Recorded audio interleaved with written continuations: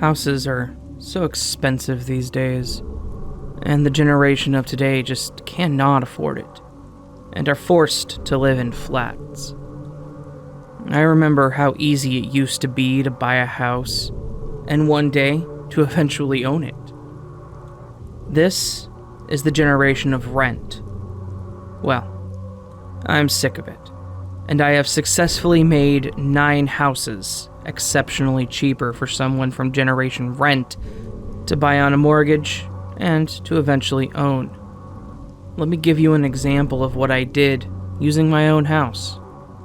The price listing on my house is literally $500,000, but after I murdered my whole family, it reduced the price significantly to below $100,000. My house will never be the same, but someone from today's generation will have a chance at buying it now. This is what I did to make the other 9 houses cheaper as well. I'm doing this for the young generation of today who are stuck in their small, noisy, tight, and unaccommodating flats. No need to thank me.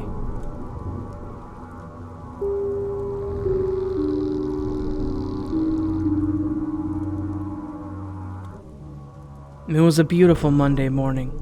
I woke up under a tree. In the distance, I could smell cookies. I walk out on the path and see a girl in a red hoodie. "Hey, Veronica, is that you?" I call out. "Oh, Michael. Good morning. What are you up to?" I ask. "Oh, I'm off to see Grandma. Her fibromyalgia is giving her some trouble, so I'm taking her some brownies. Would you like one?" "Sure. Let me just change quickly. I saw your gran the other day. She gave me some steak because I was hungry. Anyway, dear, you have a good day." I was sitting around when I heard a screaming. I took off and ran toward the sound. I saw a man with an axe standing over Granny's chopped up body. I pounced on him, punching him till he went limp, and then I rammed the axe into his head. "Oh, darling, are you okay? Did he hurt you?" "I'm okay. My Granny." "No, I should have come with you. This is my fault. Come on. I'll take you home. I'll carry you on my back. It's okay." Veronica awoke later in bed. She could hear people talking in the front room. The grandma's dead. We found a mutilated man. Fred here says he saw a bloody wolf in the area. We're gonna go find it and kill it. Veronica opened her window and took off running into the woods. She eventually came across a bloody wolf. It had a bullet in its head. "No," she screamed. "Michael, be okay, please." "Ugh," I groaned, shifting back into a man. That hurt like hell. "Oh, you're okay," she said, hugging me. "Hey, babe. Yeah, I'm okay. You should go back home. I'm going to head north for a while."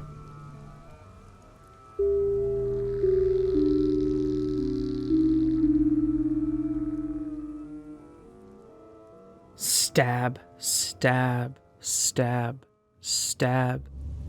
He heard the sound in his head. "And what about Christina Rice?" the freckled-faced psychologist asked as he straightened his glasses again. Curly blonde hair, sparkling blue eyes, a nurse on her break during a night shift. She was smoking a cigarette. Stab, stab, stab, stab. "Manuel Benavides?" the guy asked. Overalls, stained in oil, calloused hands that tried to shove him away, something in Spanish as he knocked him out with a tire iron in a driveway. Stab, stab. There was a little girl at a window, crying and hollering for her mama. Stab, stab. And extra 2 for being a dad. Stab, stab. "I know you had a motive for DJ Weaver," the annoying little prick said. "You had to have." A protest, crowded streets, no one even knew he was there. An alley behind a shuttered-up bar, heavy fists across his face, the roar of protesters hiding his cry for help. Stab, stab, stab, stab.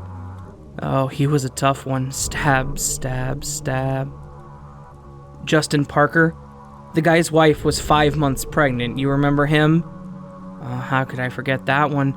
Sunset, cold evening, doorbell ringing, double-storied apartment, frightened little baby-faced, stab, stab, stab, stab. His wife cried out in horror from the second story of their townhome. He looked at her. Stab, stab. She ran to hide.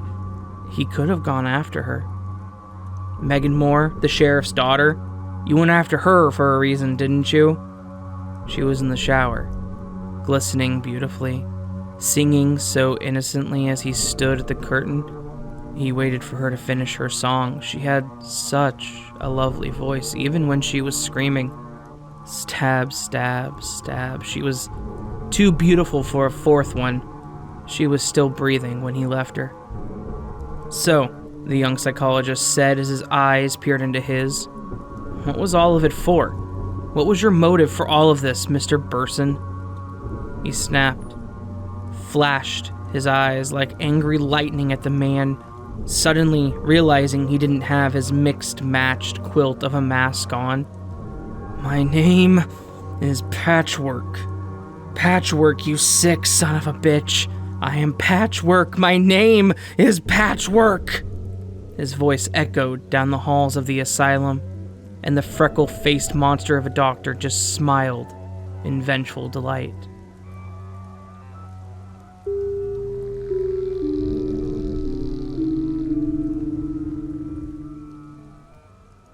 It was the year 1994.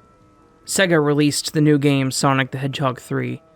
I went to Blockbuster and got the beta version of it before it was released. I bought the game and brought it home.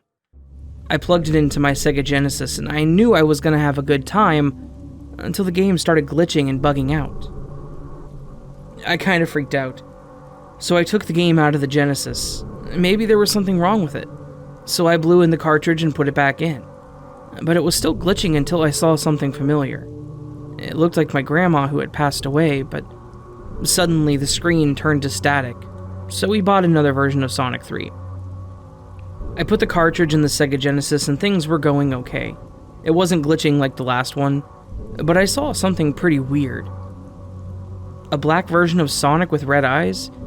I thought that maybe the game just needed to warm up a little bit until I blew the cartridge, and then the mysterious black Sonic disappeared, and I kind of freaked out. So I told the person at Blockbuster to throw these away, and they did, so I went back home and discovered that the TV was still on Sonic 3. I kind of freaked out, so I told my mom that we threw away the cartridge, but it was still playing on the TV. She said that maybe there was a piece of the cartridge that got stuck, and well, I thought maybe that's what happened. Until the TV started glitching, and blood started leaking from the television. I screamed as loud as I could. I ran fast until the black Sonic started to bang on the TV screen. It banged so hard that it broke out of the TV.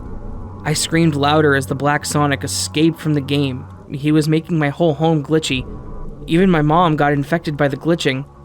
My house was now corrupted and the black Sonic was now my parent. So I escaped from my house, and then it exploded into pixels.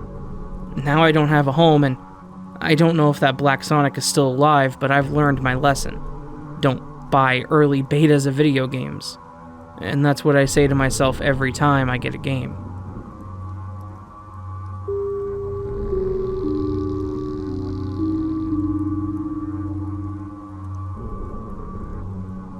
I like to play on the swings outside our little house on top of the hills.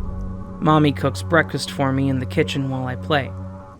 Her famous omelets are absolutely scrumptious, very tasty too. I couldn't wait. Emma, time for breakfast, dear.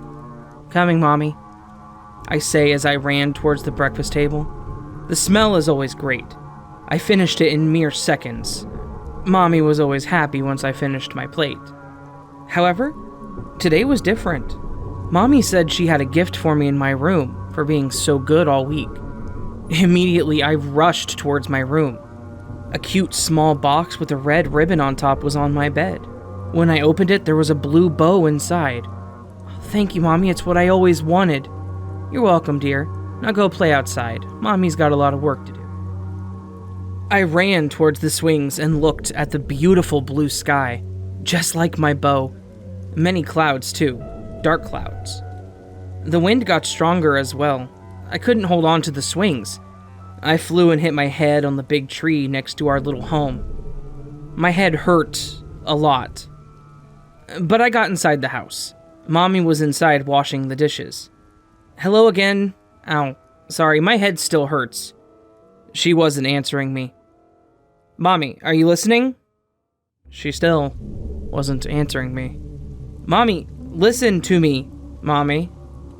Listen to me!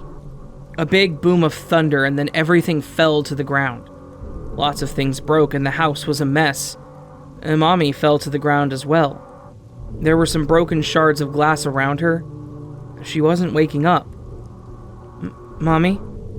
Wake up. What is it, dear? Mommy was behind me, opening her arms. Come here and give Mommy a hug. And so I did. Mommy's here with me, so I won't be alone here anymore.